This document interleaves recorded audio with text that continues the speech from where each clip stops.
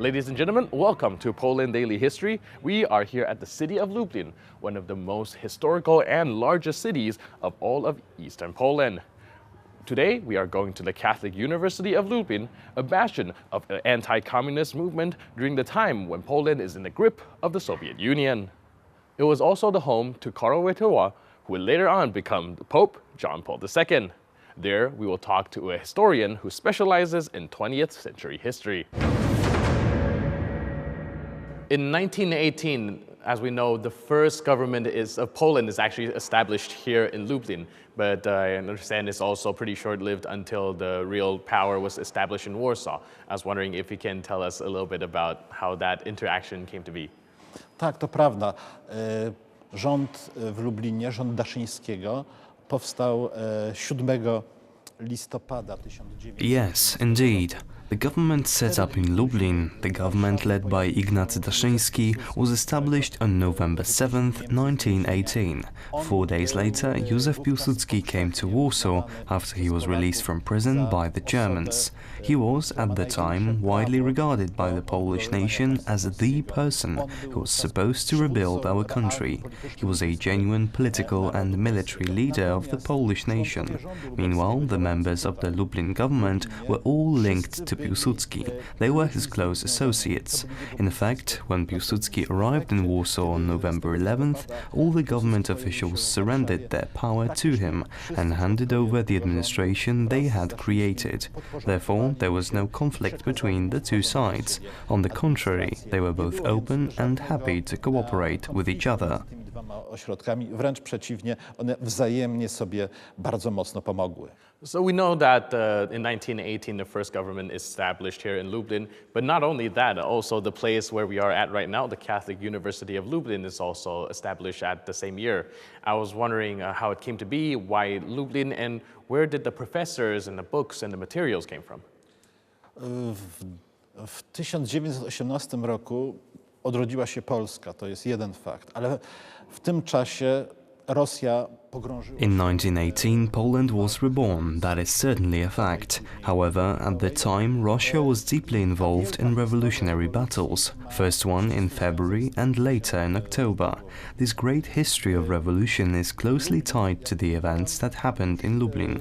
Lublin, as I mentioned before, was a place where the Jewish intelligentsia was located and had great facilities for Jewish education. Meanwhile, there were no Polish equivalents to those centers. As a result, the newly created Polish state decided it was necessary to build a place where the Christian youth would be educated. That was the first variable. The other one was that in 1918, the professors teaching at the St. Petersburg Theological Academy had to flee their institute. This was a great academy with an astonishing library and highly educated historians, theologists, and other human sciences professors. Lublin opened its arms to welcome those refuge-seeking professors, and a decision was made to establish a new university in Lublin. E.G. Radziszewski became the first dean of the university, as he was the former dean of the St. Petersburg University. It was thanks to the transfer of the teachers and books that the place we are in right now could have become a reality. At the same time, the Catholic University of Lublin was established the same year as the Polish state after World War I. And so, last year, both institutions, the university and Poland, were celebrating the centenary of their establishment. Obie te instytucje, czyli Polska i KUL, obchodziły swoje stulecie. In 1918, Poland regained independence after having been partitioned by 3 empires for 123 years. In the interwar era, Lublin became known as a city of knowledge, with 2 very respected seats of learning. Next up, we will ask Professor Wnuk about how Lublin developed between 1918 and the outbreak of the Second World War. After Poland regained its independence in 1918, the independence is actually pretty short-lived. As I know, it only lasted a little bit over 20 years until later Polish government is taken over by the Nazis and then the Soviets. How much did Lublin manage to build during that 20 years or so of independence? Like, how is everything established, and can you elaborate a little bit about it? Dwudziestolecie międzywojenne to jest złoty okres dla Lublina. To jest czas niesłychanego rozwoju. The interwar period was a time of great prosperity for Lublin. It was a time of incredible development, unheard of at the time. Let us begin from the intellectual life. The Catholic University of Lublin was set up and became an important scientific institution in Poland, naturally, but mostly in the city of Lublin itself. On the other hand, it was also a time of establishment of yeshiva, a Jewish educational institution. The new yeshiva, which was built thanks to taking up a collection from the Jewish diaspora all over the world. This institution, which opened in 1930 in Warsaw, immediately became the biggest Jewish university on the globe. It also had the most kosher mikvah, a bath used for the purpose of ritual immersion in water. This place became the new intellectual center of the Jewish community, with a spectacular library of Jewish literature. Simultaneously, the city was also developing in the industrial sense. Since the state had to be built from scratch, they needed to figure out how to set it up. Lublin became part of the so-called industrial belt. In short, Lublin was to become a place where important armaments and motor vehicles factories were to be built. The first Polish airplane factory was opened here. Renault opened its own car factory in Lublin. An entire sector of other state-owned and private companies were established here. Lublin started developing at an outstanding pace, and by the outbreak of World War II, it had already accumulated 130,000 inhabitants, with close to one-third of the entire population being Jewish, while the rest were mainly Polish Catholics. Poles and Jews also had their sports club set up here, a couple of theatres and an important literary scene.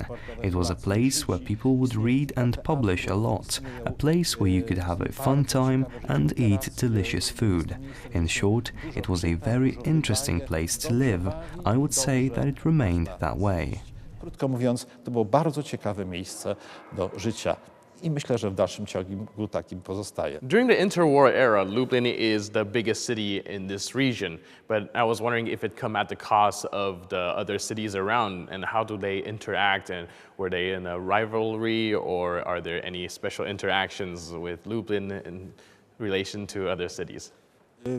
Lublin nie miał rywali w regionie, które mogłyby rywalizować. Lublin did not have any competitors in the region that could rival it in terms of relevancy. There were some important towns still existing, like Zamość, Chełm or Puławy. However, they were several times smaller. There was no rivalry in terms of investments or workers, since the countrysides in the province of Lublin were extremely overpopulated. As a result, Lublin was growing by assimilating the people flocking from the villages, mostly Jews. However, we must realize the fact that Lublin's place in Poland changed over previous decades, even though geographically it did not move naturally. During the interwar period, Lublin was the center of Poland. Now it is situated by the eastern border. I am saying that because the state used to invest in economic and military development here to make Lublin able to defend itself in case of an invasion from either east or west. Polish authorities also tried to build road and railway infrastructure. For instance, Chełm, a city situated not far from Lublin, became the big railway loop where the historical railway lines from the former Austrian and Russian partitions would connect. This was a rather sustainable development for its time. Zrównoważony rozwój, oczywiście jak na czasy dwudziestolecia międzywojennego. As we have seen today, Lublin has a very long, yet at times dramatic history. But places such as the Catholic University of Lublin sufficiently demonstrated the city spirit and their love for freedom. I'm your host, Benjamin Lee. I'll see you next time on Poland Daily History.